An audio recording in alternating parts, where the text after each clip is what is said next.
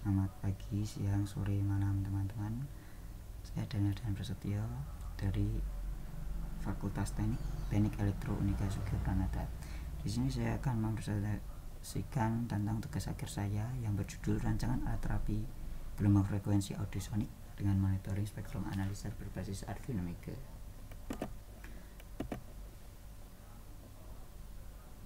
Penelitian kali ini menggunakan gelombang audiosonik.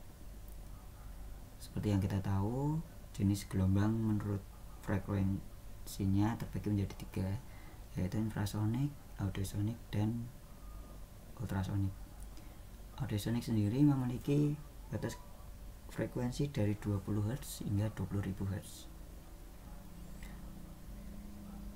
Kemajuan teknologi dalam dunia kesehatan sangat diperlukan untuk menunjang fasilitas tenaga medis, sehingga dapat mempermudah mendiagnosis penyakit yang menyerang masyarakat.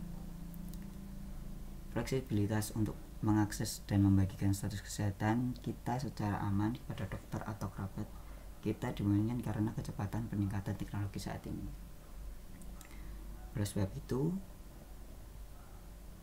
saya membuat penelitian tentang gelombang audiosonik dan membuat alatnya yang berupa alat terapi menggunakan gelombang frekuensi audiosonik karena dirasa mampu digunakan dalam dunia kesehatan dan merupakan hal yang baru. Ini merupakan metode penelitian saya. Saya menggunakan metode penelitian laboratorium. Dalam flowchart terlihat jelas dengan ada input Arduino Mega, keypad, LCD 16x2, IC AD9850, amplifier, elko, driver, dan speaker. Nah, inputannya sendiri itu menggunakan tegangan 5 volt. Lalu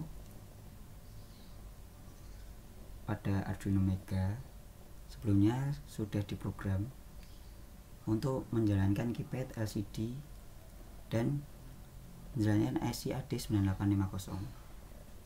Nah, IC AD9850 ini berfungsi agar nantinya gelombang dapat membentuk IC AD9850 ini nantinya bisa merubah gelombang keluaran menjadi gelombang sinus yang maksimal. Lalu bagian output nanti ada amplifier, elko, dan driver. Nah, outputnya sendiri nanti adalah berupa suara yang keluar dari speaker. Ini merupakan hasil pembahasan.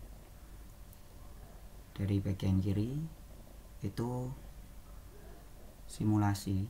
Saya menggunakan Proteus sebagai aplikasinya. Sini menggunakan frekuensi 200 Hz. Saya melakukan uji coba frekuensi 200 Hz dan tertampil pada osiloskop.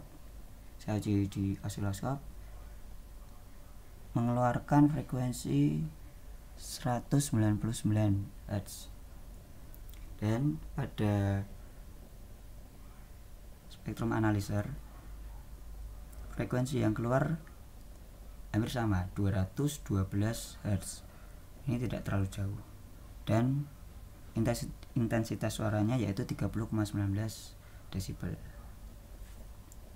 Lanjut, percobaan yang kedua yaitu saya langsung menggunakan 10 kHz.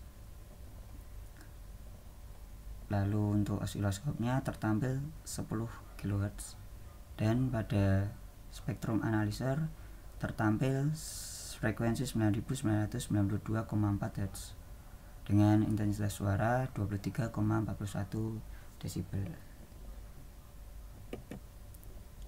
Lalu untuk percobaan terakhir saya menggunakan frekuensi 17.000 Hz dan tertampil pada osiloskop persis sama 17.000 Hz dengan bentuk gelombang sinus. Lalu untuk frekuensinya pada spektrum analyzer yaitu 17.009,31 Hz dan intensitas suaranya yaitu 4,15 desibel. Berikut merupakan video cara kerja dari alat ini. Pagi, siang, sore, malam teman-teman. Ini merupakan cara kerja dari alat yang telah saya buat. Jadi dengan kita menginput frekuensi ke 200 Hz, lalu setelah itu langsung di accept dengan cara mengeklik tombol bintang. Nah, itu nanti frekuensinya itu akan terlihat di LCD, terdengar di speaker, lalu pada spektrum analyzer akan terlihat dengan jelas frekuensinya 200 Hz. Lalu untuk mereset, tekan tombol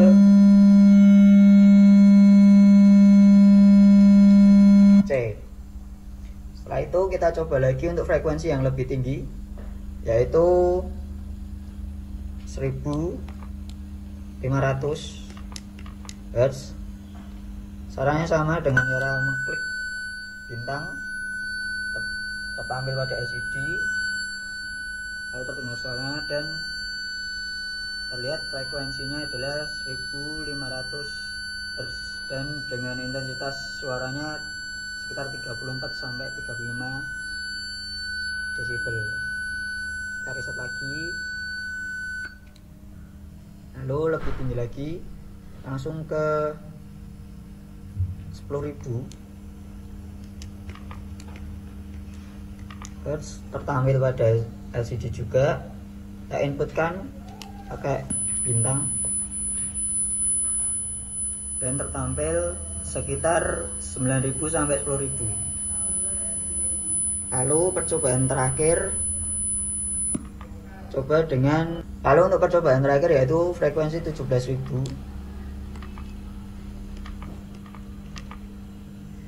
Kita klik bintang, terdengar pada speaker dan frekuensi yang keluar adalah frekuensi 17.000.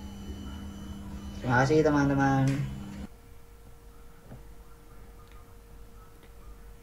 Itu merupakan hasil dari uji coba saya saat di lab.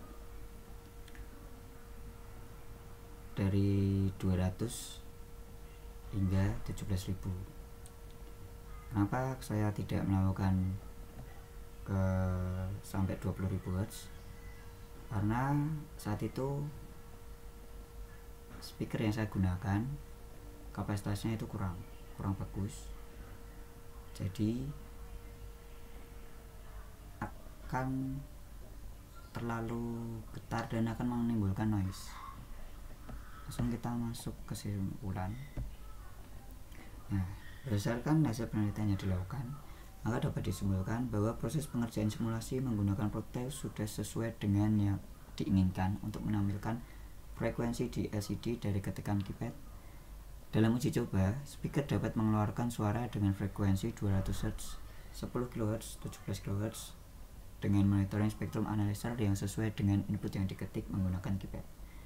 Itu berarti program dari keypad dan LCD dapat mengeluarkan gelombang frekuensi sehingga SCAD9850 dapat merubah gelombang itu menjadi sinyal sinus dengan sempurna. Kekurangan alat ini yaitu speaker yang digunakan secara kapasitas kurang memadai untuk alat terapi ini, harus dilakukan penggantian speaker. Belum adanya sampel khusus frekuensi yang digunakan untuk jenis-jenis penyakit sehingga harus dikembangkan lagi. Jadi untuk jenis-jenis penyakit seperti sakit perut, pusing, dan penyakit yang lainnya itu masih